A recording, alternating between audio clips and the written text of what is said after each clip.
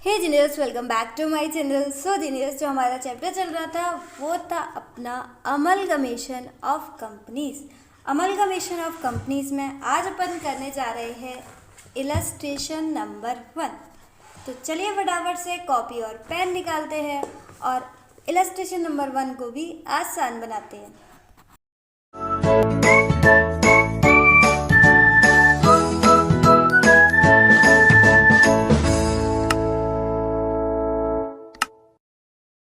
तो चलिए पहले इलस्ट्रेशन नंबर 1 को पढ़ते हैं, उसके बाद इसे सॉल्व करेंगे।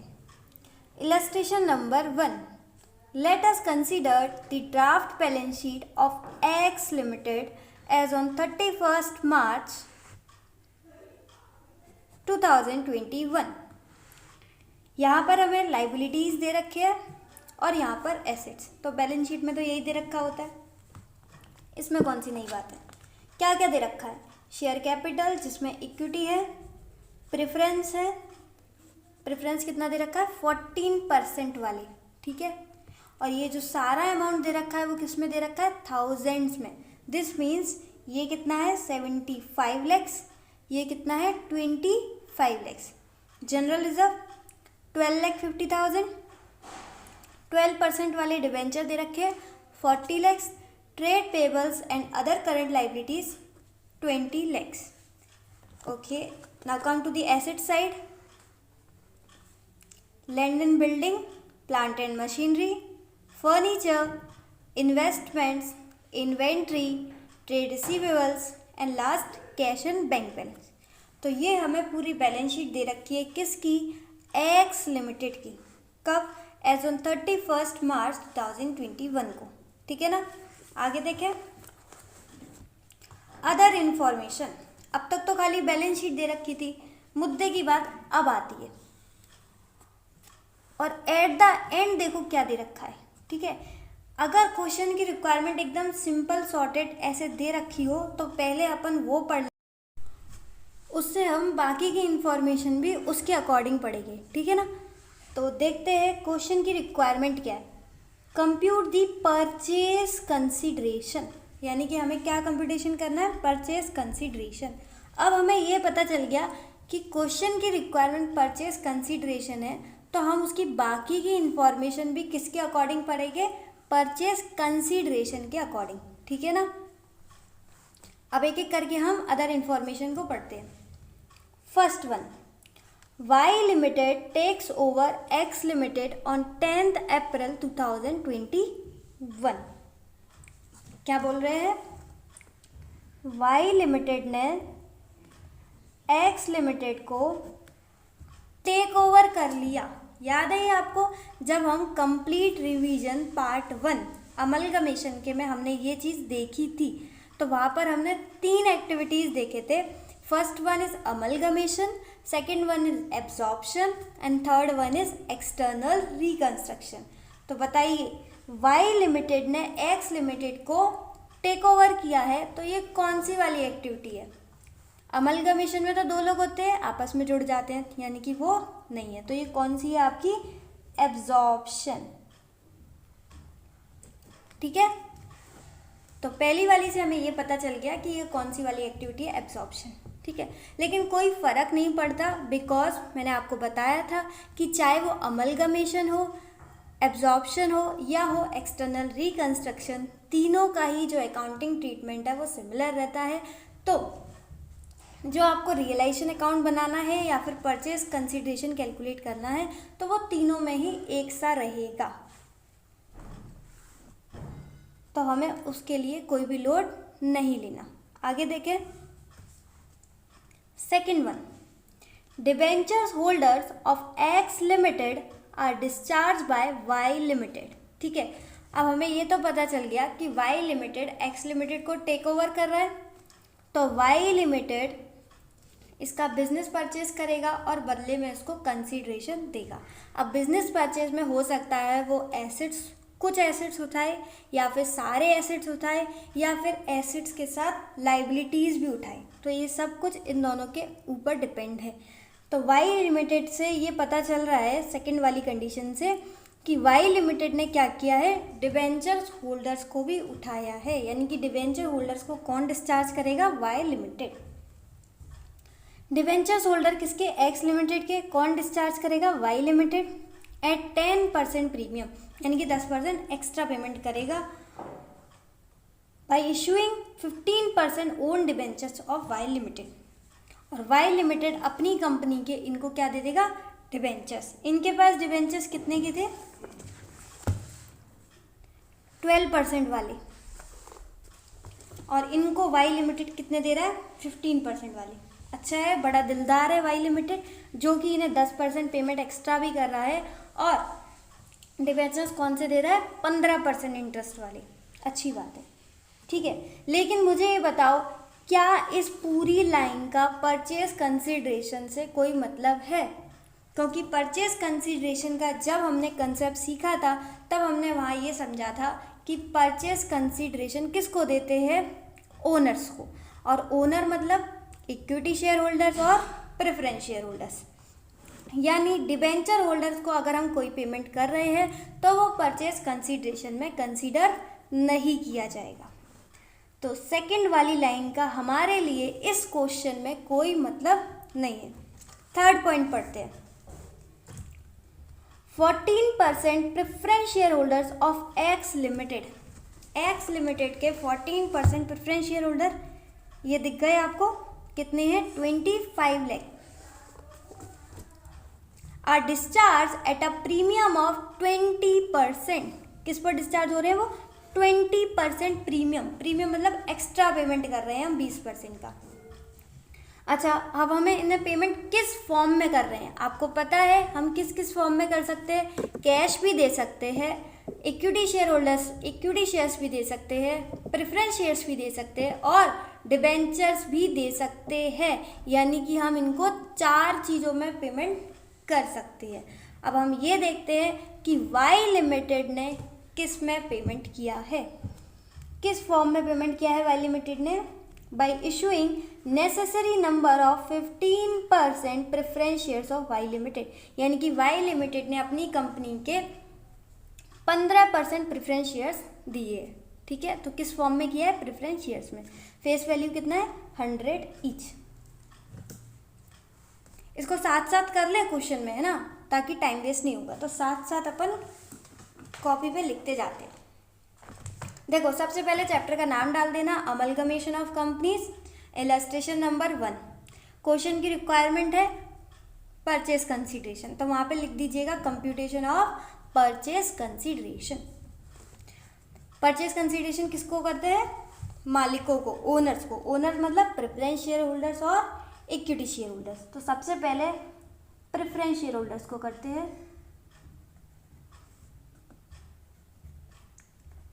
किसको पेमेंट कर रहे हैं हम, preference share holders of X limited, ठीक है। अब देखो, वहां पे लिखा था प्रेफरेंस शेयर होल्डर्स का अमाउंट था 25 लाख, और उन्हें हम दे रहे हैं 20% एक्स्ट्रा। तो देखो, सबसे पहले देखते हैं प्रेफरेंस शेयर होल्डर्स का अमाउंट कितना था, 25 लाख, और हम उन्हें दे रहे हैं 20% एक्स्ट्रा। दिस मीन्स, एक बार कैलसी पर कर लेते हैं, 25 लाख उनका था अमाउंट, प्लस हम उन्हें 20% एक्स्ट्रा दे रहे हैं, तो कितना हो गया, 30 लाख।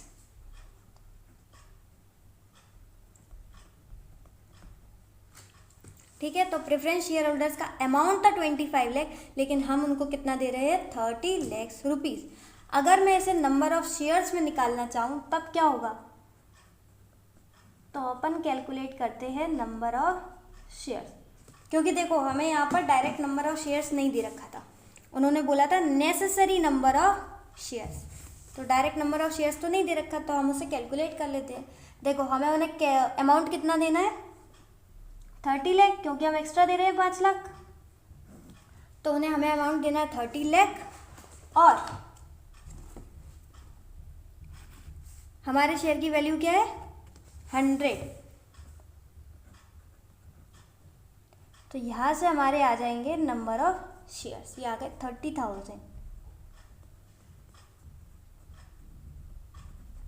ठीक है, तो अमाउंट भी निकाल लिया हमने, नंबर ऑफ शेयर्स भी। फटाफट यहाँ पर अमाउंट में अमाउंट लिख देते हैं, और किस फॉर्म में दे रहे हैं हम, प्रेफरेंस शेयर्स में दे रहे हैं, तो फॉर्म का यहाँ पर लिख देते हैं। ठीक है, दोनों चीज़ें लिख दो फटाफट। तो हम उन्हें अमाउंट पे कर रहे हैं 30 लाख, और किस फॉर्म में दे रहे हैं हम, 30,000 प्रेफरेंस शेयर्स दे रहे हैं। 30,000 preference shares of Y limited. तो हम वाई लिमिटेड में प्रेफरेंस शेयर्स दे रहे हैं। अच्छा, कौन से परसेंट वाले दे रहे हैं, 15% वाले। ठीक है ना, समझ में आ गया इतना। परचेज कंसीडरेशन कैलकुलेट कर रहे हैं। परचेज कंसीडरेशन में दो चीज़ें आते हैं, प्रेफरेंस शेयर होल्डर्स और equity share holders. Preference share holders को 25 लाख का अमाउंट ड्यू था, जिसमें कि हम 20% एक्स्ट्रा दे रहे हैं, यानी कि हम उन्हें कितना दे रहे हैं, 30 लाख। अमाउंट में हम कितना दे रहे हैं, 30 लाख। और अगर इनसे नंबर ऑफ शेयर्स में कैलकुलेट करें तो कितना आता है, 30,000 शेयर्स। तो यहाँ पर फॉर्म में हम लिख देंगे 30,000 हम क्या दे रहे हैं, preference shares of Y limited. इतना समझ में आया अच्छे से, बहुत अच्छी बात है। अब आते हैं नेक्स्ट पॉइंट पर। तो परचेज कंसीडरेशन देते हैं हम मालिकों को, ओनर्स को। ओनर्स का मतलब प्रेफरेंस, और इक्विटी। प्रेफरेंस का हमने कर लिया, बस हमारा इक्विटी रह गया। अब इक्विटी को पढ़ते हैं। इंट्रिंसिक वैल्यू पर share of X limited is 20। X limited की इंट्रिंसिक वैल्यू कितना है, 20, and that of Y limited is ₹30। Will issue equity shares to satisfy the equity share holders of X limited. यानी कि X limited के equity share holders को हम क्या दे रहे हैं, इक्विटी शेयर्स ही दे रहे हैं। ठीक है, इक्विटी शेयर होल्डर्स को हम कुछ भी दे सकते हैं, कैश भी दे सकते हैं, इक्विटी शेयर्स भी दे सकते हैं, प्रेफरेंस शेयर्स भी दे सकते हैं, और डिबेंचर्स भी दे सकते हैं। लेकिन इन्होंने क्या दिया है, इन्होंने इक्विटी शेयर होल्डर्स को सेटिस्फाई करने के लिए क्या दिया है, इक्विटी शेयर्स ही दिए हैं। और जो इक्विटी शेयर होल्डर्स को वो लोग सेटिस्फाई कर रहे हैं, वो किस बेसिस पर कर रहे हैं, on the basis of intrinsic value. ये याद रखना, किस बेसिस पर दे रहे हैं, intrinsic value. However the entry should be made at par value. Okay fine, आगे बोल रहे हैं the nominal value of each equity share of Y limited is 10 rupees. तो हमें यहाँ पर वाई लिमिटेड का नॉमिनल वैल्यू भी दे रखा है। ठीक है, ये थोड़ा सा आपको समझ में नहीं आया होगा, इसलिए हम इस पर थोड़ी सी एक्स्ट्रा चर्चा करेंगे। ठीक है, उसके लिए आपको बने रहना पड़ेगा, अगर एक बार में क्वेश्चन समझना है तो। ठीक है, तो सबसे पहले प्रेफरेंस शेयर होल्डर्स तो हो गए। अब कौन आता है, इक्विटी शेयर होल्डर्स। तो हम किसको पेमेंट कर रहे हैं, equity share holders of X limited. ठीक है, सबसे पहली बात, इंट्रिंसिक वैल्यू क्या होती है, इसका पूरा कंसेप्ट हमने complete revision of amalgamation part 1 में सीख लिया है। ठीक है, जिसने नहीं किया वो अच्छे से कर लेना, वहाँ पर इंट्रिंसिक वैल्यू पर काफ़ी अच्छी चर्चा हुई है। ठीक है, यहाँ पर हम सिर्फ देखेंगे क्वेश्चन के अकॉर्डिंग। ठीक है, यहाँ कंसेप्ट नहीं समझ रहे, क्वेश्चन के अकॉर्डिंग। फिर भी बता दूँ, इंट्रिंसिक वैल्यू का ये मतलब होता है कि उसकी रियल वैल्यू क्या है। ठीक है, उसकी नेचुरल वैल्यू क्या है। ओके, तो सबसे पहले हम ये चीज़ देखते हैं कि equity share holders x limited को पेमेंट कितना कर रहा है। ठीक है, तो सबसे पहले हम देखते हैं उसका अमाउंट जो यहाँ पर दिख रहा है वो कितना है, 75 लाख। तो अमाउंट दिख रहा है 75 लाख। ठीक है, अच्छा ये अमाउंट किस बेसिस पर दिख रहा है, फेस वैल्यू के बेसिस पर ना।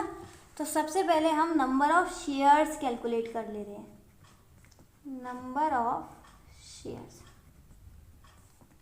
तो 75 लाख और फेस वैल्यू कितना था, इक्विटी शेयर्स का फेस वैल्यू था 10 रुपीज ईच। तो नंबर ऑफ शेयर्स आ गए 7,50,000।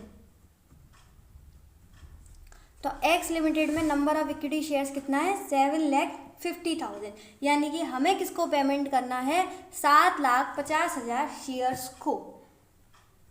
लेकिन हमें 7,50,000 शेयर्स को जो पेमेंट करना है वो किस बेसिस पर करना है? वो हमें करना है on the basis of intrinsic value, ना कि फेस वैल्यू। ये जो अमाउंट था वो फेस वैल्यू के बेसिस पर था, लेकिन हमें किस पर करना है? On the basis of intrinsic value. तो अब हम एक्चुअल में अमाउंट निकालते हैं जो हमें पेमेंट करना है, और वो किस बेसिस पर पेमेंट करना है? Intrinsic value. तो नंबर ऑफ शेयर्स कितने थे? 7,50,000, और हमें किस बेसिस पर करना है? इंट्रिंसिक वैल्यू पे। तो एक्स लिमिटेड की इंट्रिंसिक वैल्यू कितना था? 20।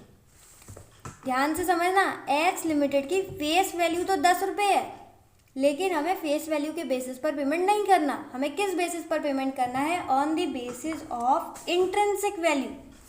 तो हम इंटू किससे करेंगे? इंट्रिंसिक वैल्यू से। तो हमें ये अमाउंट पेमेंट करना है, ठीक है। कितना आता है? 7,50,000 इंटू 20, ये आ गया 1,50,00,000। क्या बात है, 1,50,00,000। एक्चुअल में तो देखे नहीं है, कम से कम यहीं पर देख लें, इतना बड़ा अमाउंट 1,50,00,000। तो अब हमें फाइनली ये तो पता चल गया कि हमें एक्स लिमिटेड के इक्विटी शेयर होल्डर्स को कितना अमाउंट पेमेंट करना है। हमें एक्स लिमिटेड के इक्विटी शेयर होल्डर्स को 1,50,00,000 का पेमेंट करना है, लेकिन अभी भी हमें नंबर ऑफ शेयर्स नहीं पता। तो अपन निकालते हैं अब नंबर ऑफ शेयर्स। तो हमें पेमेंट कितना करना है? 1,50,00,000, और हमें उन्हें पेमेंट किस में करना था? इक्विटी शेयर्स में। और इक्विटी शेयर्स वाई लिमिटेड की इंट्रिंसिक वैल्यू क्या है? ठीक है, equity shares of Y limited की इंट्रिंसिक वैल्यू क्या है? क्योंकि एट द एंड तो हमें पेमेंट किस में करना है? इंट्रिंसिक वैल्यू में। तो वाई लिमिटेड की इंट्रिंसिक वैल्यू कितना है? 30। तो कैलसी पर अभी भी आपको 1,50,00,000 दिख रहा होगा, डिवाइड कर दो 30 से, ये आ गया 5 lakh equity shares. 5 lakh shares. तो नंबर ऑफ शेयर्स भी पता चल गई, ठीक है। अब यहाँ पर लिख देते, काफ़ी देखो मैंने एक्सप्लेन करा है अच्छे से, ताकि आपको एक बार में ही समझ में आ जाए, ठीक है। इतना ज़्यादा आपको एग्ज़ाम में करने की ज़रूरत नहीं है, वो एग्ज़ाम की बात हम वीडियो के एंड में करेंगे। अभी पहले क्वेश्चन कंप्लीट कर लेते हैं। तो कितना आ गया नंबर ऑफ शेयर्स? 5 लाख। तो 5 लाख क्या कर रहे हैं? Equity shares. Equity share holders को हम क्या दे रहे हैं? इक्विटी शेयर्स ही दे रहे हैं, equity shares of Y limited, ठीक है। अब एक लाइन और वहां पर लिखी थी, however the entry should be made at a par value only, और पार वैल्यू कितना था? 10 रुपीज़। तो 5 लाख अगर इक्विटी शेयर्स है और ये आपकी पार वैल्यू हो गई 10 रुपीज़, तो अमाउंट कितना हो गया? 50 लाख, ठीक है। अब यहाँ से हमारा टोटल परचेज कंसीडरेशन आ जाएगा। टोटल दिख रहा है आपको, पेज एंड होने जा रहा है। टोटल परचेज कंसीडरेशन, ठीक है ना। तो देखो टोटल परचेज कंसीडरेशन, अगेन मैं फिर से बता दूं कि परचेज कंसीडरेशन हम किसको देते हैं? ओनर्स को, और ओनर्स मतलब preference share holders and equity share holders. तो टोटल परचेज कंसीडरेशन का मतलब क्या होगा? इक्विटी शेयर्स का कितना अमाउंट है और प्रेफरेंस का? 30 प्रेफरेंस का और 50 इक्विटी का। तो टोटल हो गया 80 लाख,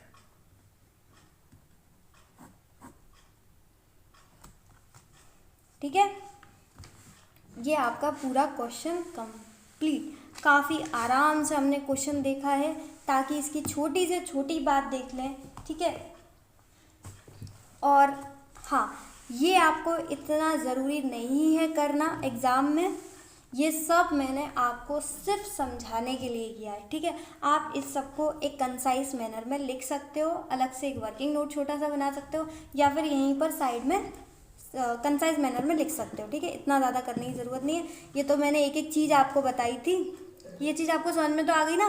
पहले हमने जो अमाउंट देखा था वो फेस वैल्यू पर देखा था, लेकिन हम उसमें पेमेंट कर रहे थे on the basis of intrinsic value. इसी वजह से हमने यहाँ पर इंट्रिंसिक वैल्यू से इंटू किया था और बाद में इंट्रिंसिक वैल्यू से ही डिवाइड किया था, ठीक है। तो एक बात मैंने आपको ये बता दी कि इतनी तामझाम करने की ज़रूरत नहीं है, आप कंसाइज मैनर में लिख सकते हो। दूसरी बात, हमने क्वेश्चन समझते समझते ये भी चीज़ सीखी थी कि अगर सिंपल सॉर्ट आउट एंड में ये लिखा हो कि परचेज कंसीडरेशन कैलकुलेट करना है, तो आप पहले ये चीज़ पढ़ लेना, उसके अकॉर्डिंग ये इन्फॉर्मेशन पढ़ना। उससे क्या होगा, आपका एग्ज़ाम में टाइम बच जाएगा। क्योंकि देखो, यहाँ जो डिबेंचर होल्डर को पेमेंट करना था, तो आपको ये लाइन पढ़ने की ज़रूरत ही नहीं है एग्ज़ाम में, ठीक है। आपको सिर्फ जैसे ही परचेज कंसीडरेशन दिख गया, तो आपको सिर्फ किन बातों पे फोकस करना है कि हम प्रेफरेंस शेयर होल्डर्स का पेमेंट कैसे कर रहे हैं और इक्विटी शेयर होल्डर्स का पेमेंट कैसे कर रहे हैं। आपको ये डिबेंचर होल्डर या कोई और एक्सपेंसेस दे रखे हैं, रिलेशन एक्सपेंसेस दे रखे हैं, कोई और लाइबिलिटी दे रखी है कि उसका कैसे पेमेंट करना है, आपको वो सब इग्नोर करना है। आपको सिर्फ दो बातों पे ध्यान देना है कि प्रेफरेंस शेयर होल्डर्स का कैसे पेमेंट हुआ है और इक्विटी शेयर होल्डर्स का पेमेंट कैसे हुआ है। बस उन्हीं दो बातों को परचेज कंसीडरेशन में कंसीडर करना है, बाकी सबको बाढ़ में जाने देना है, ठीक है। यहाँ पे तो ये सेकंड पॉइंट मैंने इसलिए आपको समझा दिया ताकि ये पॉइंट हो सकता है किसी और क्वेश्चन में आए और उस क्वेश्चन में इसकी वैल्यू हो।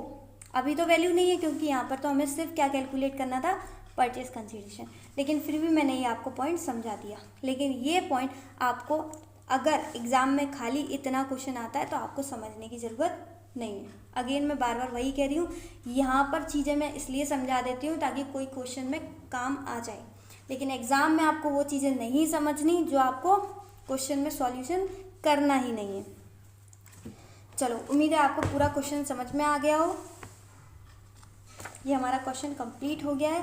तो आज के लिए बस इतना ही। If the video is helpful for you then hit the like button, share with your friends as well if it deserve, and yeah do subscribe now. इसी तरीके से आपके सारे अमलगमेशन क्वेश्चन के आपको नोटिफिकेशन आ जाएंगे। और कमेंट सेक्शन में कमेंट करना ना भूलिएगा कि इतने छोटे से क्वेश्चन को इतना ज़्यादा एक्सप्लेन करने की ज़रूरत थी या नहीं थी। अगर थी तो कैसा लगा आपको, ये कमेंट सेक्शन में ज़रूर बताइएगा।